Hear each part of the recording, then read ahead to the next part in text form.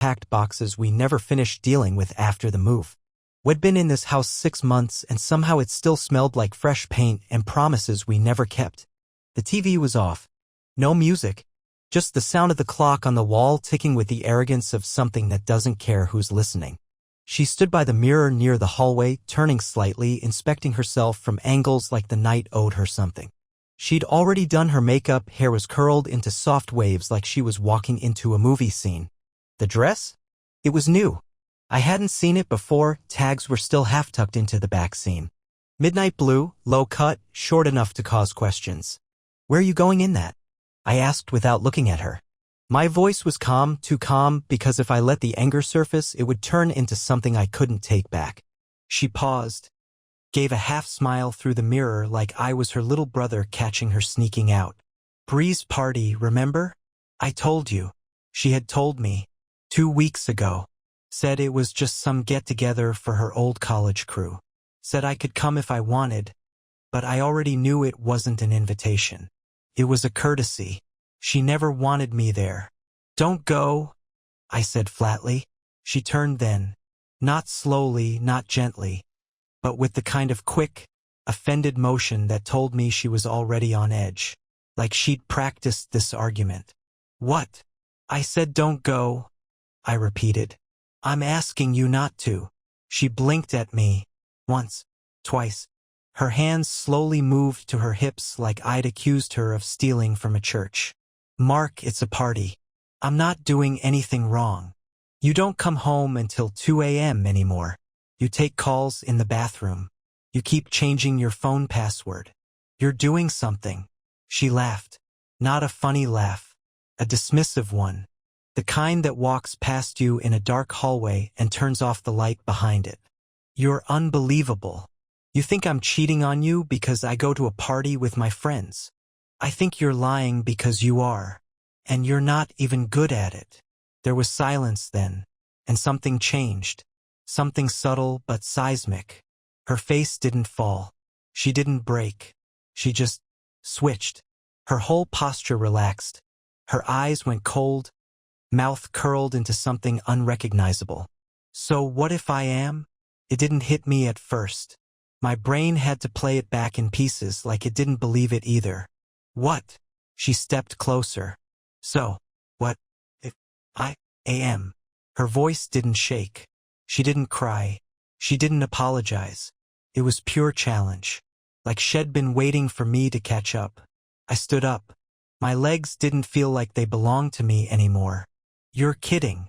I'm not, she said, brushing invisible lint off her dress. And for the record, he listens to me. He doesn't make me feel like I'm being babysat. He actually sees me. Something you stopped doing a long time ago. There's a kind of pain that doesn't scream. It just stands quietly and rewrites your entire understanding of the last year of your life. That's what I felt. Not rage. Not sadness. Just rewiring. Who is he? I asked. She shook her head. It doesn't matter. Not tonight. She grabbed her purse. Walked past me. And as she reached for the door, she turned back like she'd forgotten to feed the dog. Oh. And don't wait up. The door shut behind her. I stood in the middle of our too big living room, staring at the spot she used to keep her keys. They weren't there. I hadn't even noticed when she moved them. That was the night it all broke. But what happened after, that was something else. It rained the next morning. Not the poetic kind. The filthy, slanted, sideways rain that dirties your shoes and leaks through your coat no matter how fast you run. The kind that makes everything look worse than it already is. She didn't come home. I didn't call her. Not because I didn't want to, I did. Every 15 minutes. I stared at my phone like it was rigged with explosives. I wanted to scream into it. I wanted to break it. But most of all, I wanted it to ring and for her to say it was all a lie. That she made it up in the heat of the moment. That she just needed space and this wasn't real. But it didn't ring. She didn't text. Not a single word. Instead, at 9:46 a.m., I got a call from Brianna. I almost didn't answer. Mark? I don't know if I should be calling you, she started. You already did, I said, my voice like concrete. There was hesitation on the other end. The sound of someone pacing. Then, finally, she exhaled sharply. Last night, she told everyone she met someone. Said she's done pretending with you. She wasn't even drunk. She meant it. I sat down on the floor again. Same spot as the night before. There was a half-empty glass of water next to me, forgotten from God knows when. Was he there? I asked. Yeah, he was. Tall guy, loud, real smug. He kept touching her. In front of everyone. I gripped the edge of the couch until my fingers went numb. What's his name? I don't know. She wouldn't tell anyone. She just kept saying she felt reborn. Like she escaped prison or something. I laughed. Came out wrong. Like a cough mixed with a choke. She wasn't reborn. She just molted. Shed the version of her that belonged to me and slithered right into a new skin. Mark, Brianna continued. I'm not calling to make things worse, but I thought you should know. Before she tells you her version. I wanted to ask why she was even helping me. Why she wasn't covering for her like usual. But I didn't. Something in her voice told me she didn't agree with what Lena had done. Something had cracked in their friendship too. She said she found her true love last night, Brianna whispered. She said it right in front of me. Like she didn't even remember who you were. I didn't cry. I didn't throw anything. I didn't have the luxury of rage yet. My mind was still trying to reassemble itself from the wreckage of her last sentence the night before, so what if I am? By the afternoon, I packed a bag. Not hers. Mine. Not because I was leaving for good, but because I needed air that didn't smell like betrayal. I drove out to my brother's place an hour away. Didn't tell her. Didn't write a note. She came home at 5:11 p.m. I watched through the Ring camera on my phone. She walked in like it was just another Sunday. Tossed her heels off, made coffee. Not a trace of guilt. She didn't check the bedroom, didn't look for me. Just curled up on the couch with her phone, scrolling, texting, grinning. She hadn't just moved on. She had arrived. And I wasn't even in the rear view anymore. But I wasn't done. Not by a long shot. I drove back 2 days later. Not because I missed her. Not because I forgave her. I came back for answers. I walked in without announcing myself. She was in the kitchen, barefoot, humming.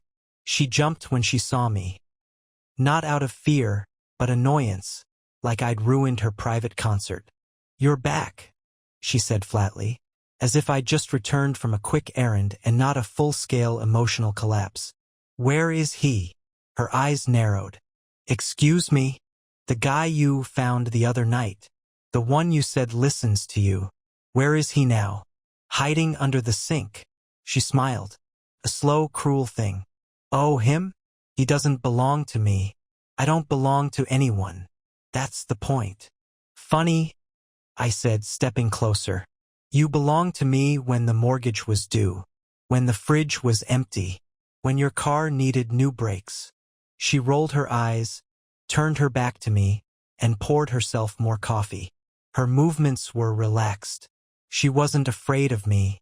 She didn't think I could do anything to her. That made it worse. I slammed my keys down on the counter. Who is he? She took a sip of coffee, then looked me dead in the eyes. I don't owe you his name, but if it helps you sleep, he's not someone you know. Doesn't live in this city. We met a few months ago. A few months ago? She nodded slowly, mock sympathetically, like she was telling a child that Santa wasn't real. You think this happened overnight? Mark, please. I tried. I did. But I was done long before the party. That night just made it clear.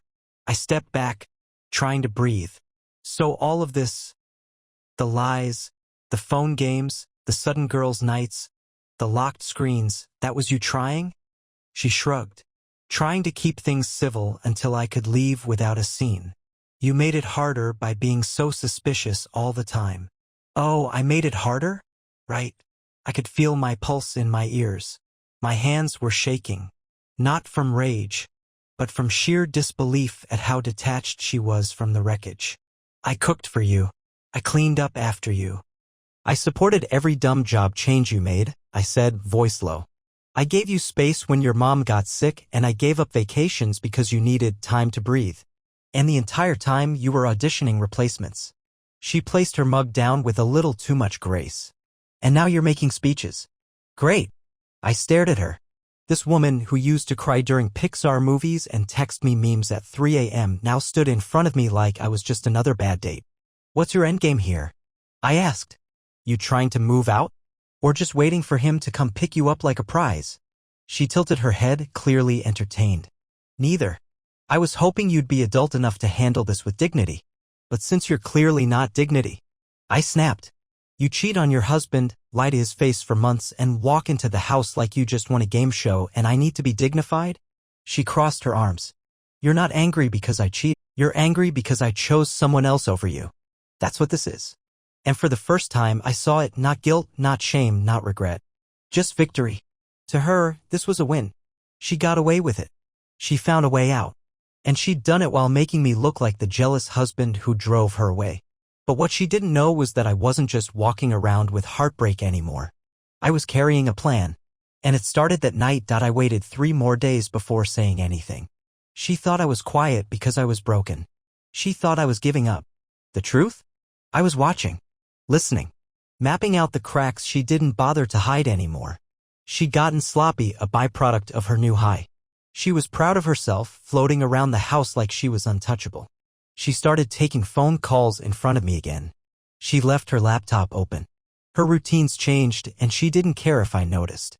That was her mistake. Thursday night, while she was in the shower, I opened her laptop. Not because I was desperate, but because I was done playing defense. She used to be cautious. Incognito tabs, fake names. But now? She was bold. Careless. There were messages. Hundreds of them. His name was Caleb. A fake deep type. Used words like frequency and vibration. Told her the universe brought them together. He was staying in the next city over, working on projects, whatever that meant. From what I saw, his biggest project was wrecking other people's homes with poetry and shoulder rubs. One thread stuck out. Dated 2 weeks before the party. "Lena, he's getting suspicious again. Caleb, let him.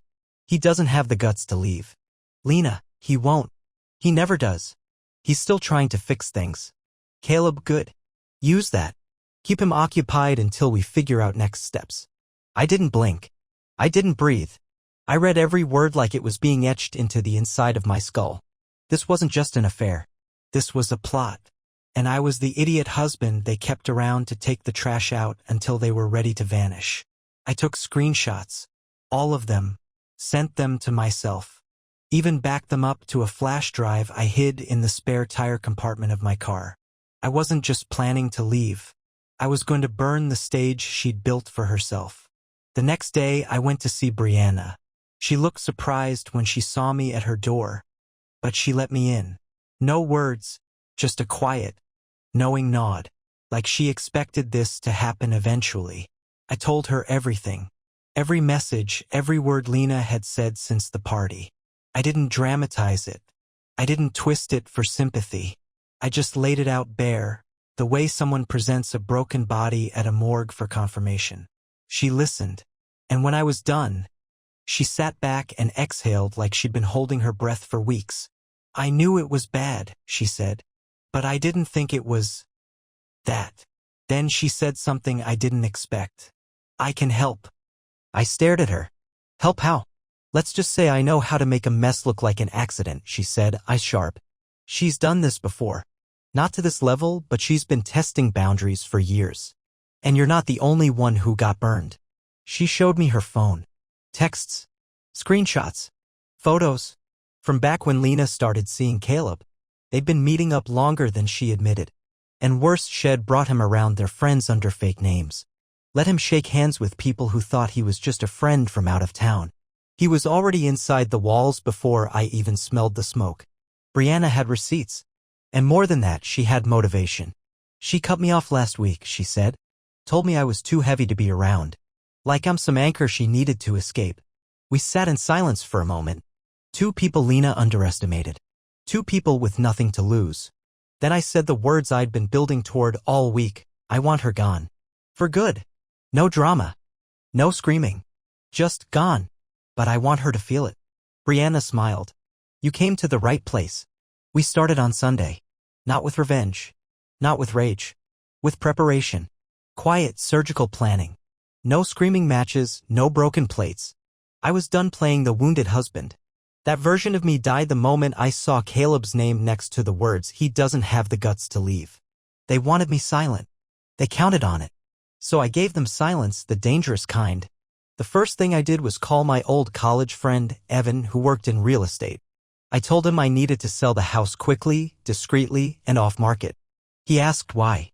I told him because I'm living with someone who thinks she's untouchable. He didn't ask more. Evan's one of those people who knows when to dig and when to drive the getaway car. He found a buyer in 2 days. I didn't tell Lena. Meanwhile, Brianna started feeding Caleb little crumbs. Fake updates, subtle lies, tiny cracks in Lena's script that only someone inside the story could create. She told him Lena was reconsidering things. That she wasn't as confident about the next step as she pretended. That I wasn't as broken as she thought. He took the bait fast. Insecure people always do. He started texting Lena more aggressively, asking her when they were going to finally be free, asking if she was still sure. The usual needy nonsense. That's when Lena started spiraling. She stopped sleeping through the night. She was suddenly too quiet in the mornings, distracted during her phone calls. I knew that look, it was panic leaking through her perfect posture. Caleb was putting pressure on her now. He wanted proof she was leaving me. And she hadn't expected that. Tuesday morning, she finally broke. I was in the kitchen when she dropped the bomb, calm voice, coffee in hand, like she was telling me the weather. "I think we should separate." I didn't even flinch. "Okay," I said. She blinked. "Okay. Yeah. I've been thinking the same." She stared at me, clearly off balance. She expected a fight. She wanted drama. Something she could use to validate her exit. But I just nodded. "You can stay until Friday," I added. "Then I need the space." She looked at me like I'd spoken in a different language. She wasn't used to losing control of the narrative. "What's happening Friday?" she asked. "Nothing you need to worry about," I said, and I walked out of the room. From that moment on, everything shifted. She started following me around the house more. Asking more questions. Checking my mood. It was like she'd only just realized I could function without her.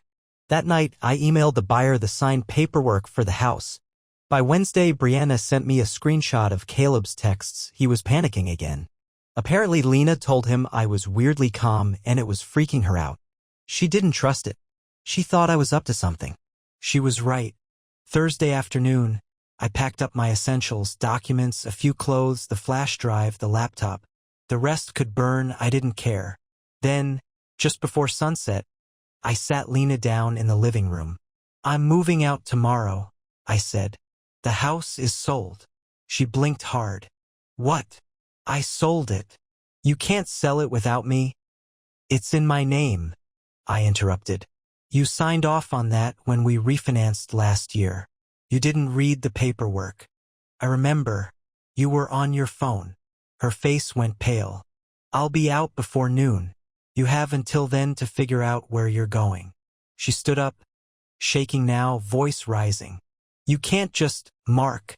Where am I supposed to go?" "I don't know," I said, standing too.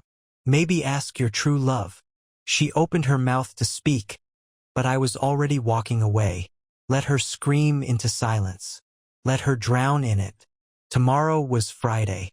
The day everything she built would fall straight through her hands. Friday began with clouds. Fitting. I was up before the sun, packing the last of my things. I didn't make noise. I didn't slam drawers or stomp around. I moved like a ghost through the shell of what used to be our home. At 8:12 a.m., she appeared in the doorway. She hadn't slept. Her face was bare, puffy under the eyes. She wore an oversized hoodie, mine ironically, and held her phone in one hand like it was her only lifeline. "You're really doing this?" she asked. I didn't answer. I zipped the duffel and slung it over my shoulder. "You sold the house?" she repeated. Like if she said it enough, it might change something. "Where am I supposed to go, Mark? My name's not on the papers. I don't even have money saved up." That one almost made me laugh. "You've had months to prepare," I said. "Or did Caleb promise you a condo and then vanish the moment it got real?" Her mouth opened, not to deny it, but to say something nasty. But she stopped herself. She looked at me, really looked, and I saw it, the very first flicker of genuine fear. Not heartbreak. Not sadness.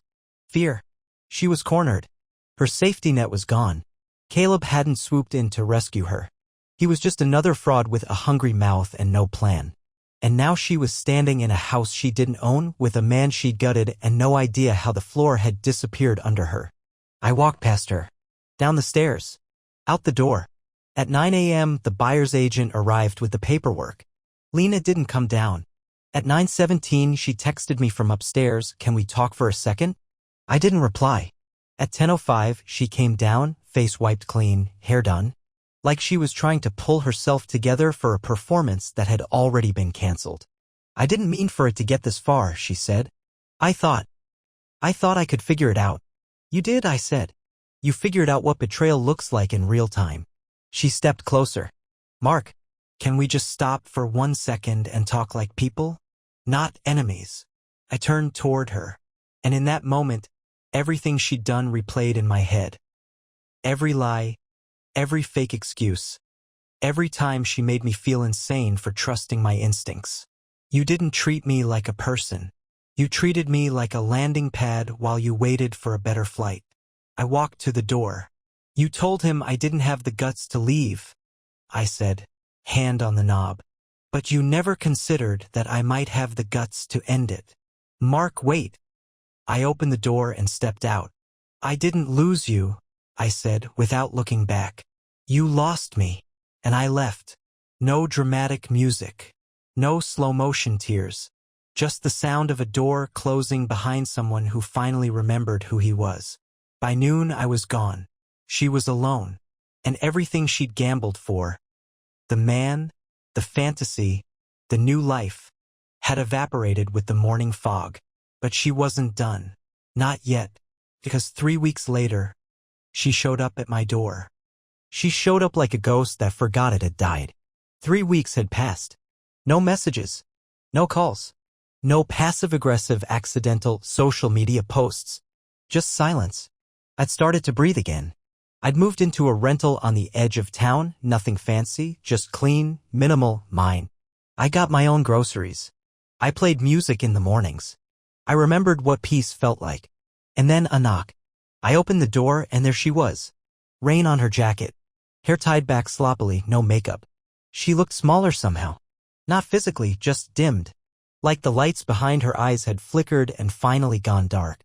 "Hi," she said, almost like a question. I didn't answer. Just stared. "Can I come in?" No, she shifted on her feet, tried to laugh, like we were awkward teenagers and not estranged spouses who'd set each other on fire. "I guess I deserve that." "You guess." "I do," she corrected quickly. "I do deserve it. I didn't know where else to go." "Caleb's place isn't available anymore," I said, leaning against the doorframe. Her eyes flinched, but she didn't break. "He left," she said. "Right after I told him I was officially out of the house. Said he wasn't looking for anything serious. That it was fun, but he didn't sign up to be anyone's step-husband." The word hung in the air. Pathetic. "And now you're here," I said. "Because I made a mistake," she said, stepping closer. "No, I made 100 mistakes. But you were never one of them. I just didn't see it." I could feel the heat rising in my chest. The kind that doesn't explode, the kind that cauterizes. "I was your backbone. You ripped it out and handed it to someone who thought stars aligned when he rubbed crystals on his dashboard."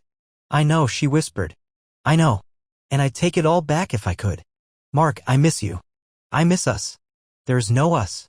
She looked up at me then, and for a moment I saw the cracks she'd been hiding. Not the ones she'd faked for pity. The real ones. The kind that come from knowing you destroyed the only bridge worth crossing. "I'm not asking for forever," she said. "I'm just asking for a conversation." I let the silence stretch between us so long it turned into something alive. Then I opened the door wider, not to invite her in, but to step out and close it behind me. "You get one coffee," I said. "That's all." She nodded quickly, desperate, like someone clinging to a cliff's edge. We walked in silence to the cafe down the street. She kept glancing at me like she wanted to hold my hand, like memory was some kind of glue that might fix us. But I didn't reach back. At the table, she started talking. About childhood. About fear. About how she'd been afraid of being invisible and how Caleb made her feel seen.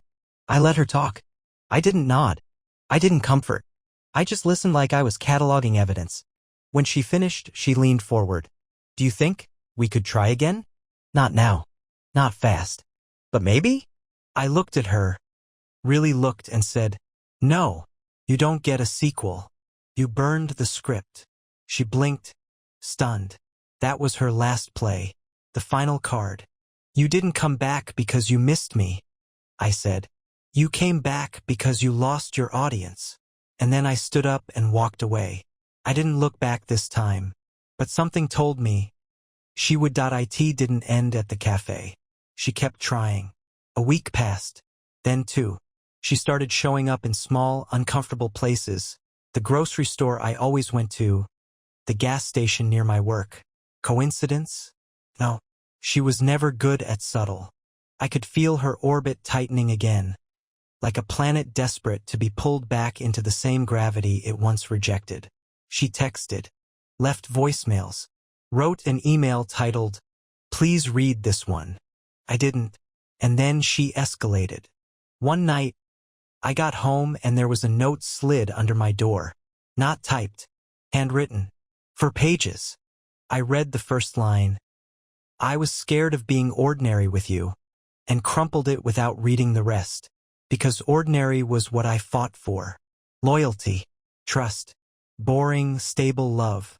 The kind she spit on in search of chaos dressed up as meaning. The next day, I got a message from Brianna. She's losing it.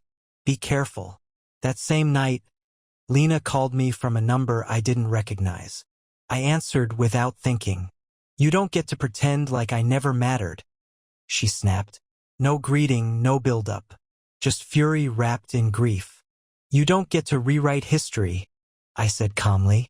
I didn't leave because I stopped loving you. I left because you killed what we had. There was silence. Then a sob, sharp and real.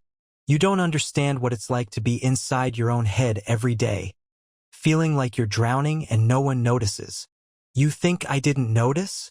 I said. I just didn't weaponize your pain against you. That's the difference between you and me. She hung up. The next morning, I walked outside and found her sitting on the hood of my car. Hoodie pulled tight over her head, hair damp from the morning air. She looked up at me like I was supposed to be shocked. You need to go. She didn't move. Just stared. Then, softly, she said, I loved you. No, I said. You loved what I gave you. The safety. The structure. The life. But when it got quiet, you mistook peace for boredom. And you ran toward noise. I didn't mean to ruin everything. But you did, I said. And you didn't stop. You kept pressing down on the gas long after the cliff was in view. She slid off the hood, feet hitting the ground hard. So that's it? I'm just the villain now. You wrote your part, I said. All I did was stop letting you improvise. And then her final attempt at control. If you think I'm the only one who'll ever want you, you're wrong. You're not special, Mark. You're just safe. That's all you ever were. I nodded slowly. I'd rather be safe alone than destroyed together. And I walked past her. No anger. No begging. Just finality. She stood there for a long time after I went inside. Then finally she left. But something told me it still wasn't over. Not with her. Not yet. She waited exactly 8 days. Not a text. Not a call. Not a ghost sighting near my street. For a moment I thought maybe, just maybe, she'd finally swallowed the truth and retreated into the silence she'd earned. But no, that was just her reloading. It was a Thursday when she dropped the bomb. I got an email at work. Not from her. This time, it was from HR. We've received a complaint regarding inappropriate behavior outside of work that may reflect on the company. We'd like to schedule a conversation. My stomach dropped. I knew instantly who it was from.